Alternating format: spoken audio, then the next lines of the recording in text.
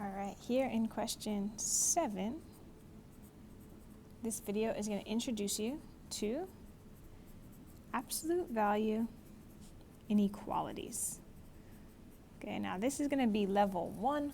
We're going to do level 1 and 2 in this assignment. And for sure they get harder, but they're something that you really explore more deeply in Algebra 2. But let's take a look at something like this. And you're going to see it gets kind of tricky because you got to really think about the value of these numbers. This says the absolute value of x is less than or equal to 4. Now I want you to take a moment and just think about it. Which numbers can I plug in here? Let's say I plug in 3. Does that work? Yeah, 3 works, right? Because the absolute value of 3 is 3. Here, and let me actually, sorry, I keep erasing. Let me give myself one more line to work here. I'm going to draw a number line because I want us to really think about this.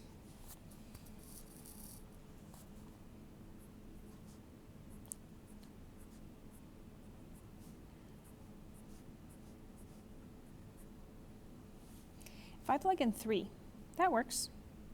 I'm just going to show you, right? 3 works here. If I put in negative 3 and I take the absolute value, that would also end up equaling 3. So that would also be less than 4, so that would work.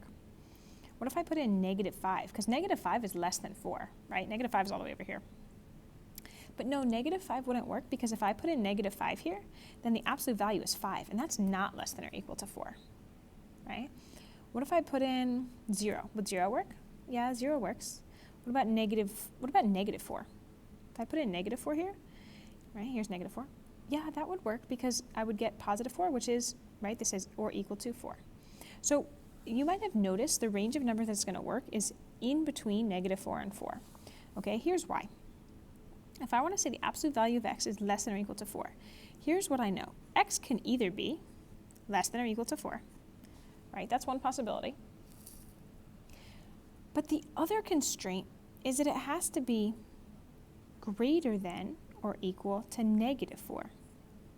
Notice the sign flipped. Why? Well, because if I say it's less than or equal to negative 4, those are numbers like negative 5, negative 6, negative 7, all these numbers. Those are less than negative 4. But it can't be that, because then if I take the absolute value of those numbers, those don't end up being less than 4. The numbers that end up being less than or equal to 4 when I take the absolute value are numbers that are here, in between 0 and negative 4, right? And here, in between 0 and 4. Okay, so here, notice what I get. I get x is less than or equal to 4. Okay, now if I were to graph that, that would be closed circle, and I would shade to the left. So I'm going to start shading, but I'm not going to finish shading, because this is what's called a compound inequality, where there's actually 2 pieces of it. Because the other piece of it is that x is greater than or equal to negative 4. So that's closed circle, shade to the right. So actually, this absolute value inequality is represented by this graph, right? It can be any of these values. It could be negative 3.5.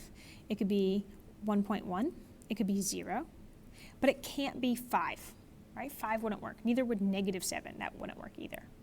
Okay? So this absolute value is represented by these 2 statements. This is called a compound inequality. 2 statements together, and this graph. Okay? Now, let's look at another one. So notice this absolute value was less than or equal to a number. Of course, a positive number, right? Because absolute values are always ending up positive. But what if you have something like this? The absolute value of a number is greater than 5. Let's try another number line. And let's just take a moment and just think about it. Like, I want you to just plug in a few numbers. Like, plug in 10, plug in negative 10, plug in 3, plug in negative 3, and kind of think, like, which of these numbers work?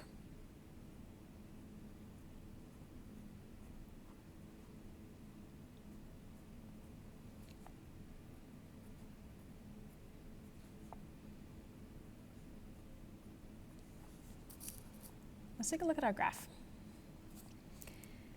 right? And let's just do what I recommend. So I said plug in 10. That would be absolute value of 10 is 10. 10 is greater than 5. Yeah, that works. So like 10 is like over here. That works, right? Negative 10. So if I plugged in negative 10, right, which is like here, I would get the absolute value of that was positive 10 is greater than 5. Hey, that's true too. So that negative 10 works too. What about 3? If I plug in 3. Okay, 3, absolute value is 3, is greater than 5? No, that's not true. So 3 wouldn't work, right? Like I'm just going to put a little small x there. Same with negative 3. If I plugged in negative 3 here, that wouldn't work either because that would give me positive 3, which is not greater than 5. So you can see like, this graph is a little different. Let's take a look at how it's going to look. If we see something like this, we know either v has to be greater than 5, right? Because like I can plug in 6 or 7 or 8 here, that would work. But the other option, notice my sign flips. It could be less than negative 5. So think about the numbers that are less than negative 5, negative 6, negative 7, negative 8, negative 9, negative 100. Notice when I take those negative numbers and I plug them in here, they become positive and then they become greater than 5. So how do I graph something like this? Well, here, look, see this? No line underneath. So this is going to be open circle. All right, let's graph this one first. Now notice it can't be 5, right? Just like I can't plug in a 5 here. That won't work because that would be 5 greater than 5, which is not true. So open circle at 5. This says v is greater than 5, so that's shade to the right. Okay. And this says v is less than or equal to negative 5, so that's open circle at negative 5 and shade to the left. Okay, so notice this graph looks a little bit different than my last graph right here. It could be the numbers in between negative 4 and 4. Here, it's the opposite. It can't be these numbers in between, but it can be any of these numbers out in the other direction. And you're going to use this practice, this rest of this space on this page to help you with practice problems 8 through 13. Okay, you can use the rest of this page for those practice problems.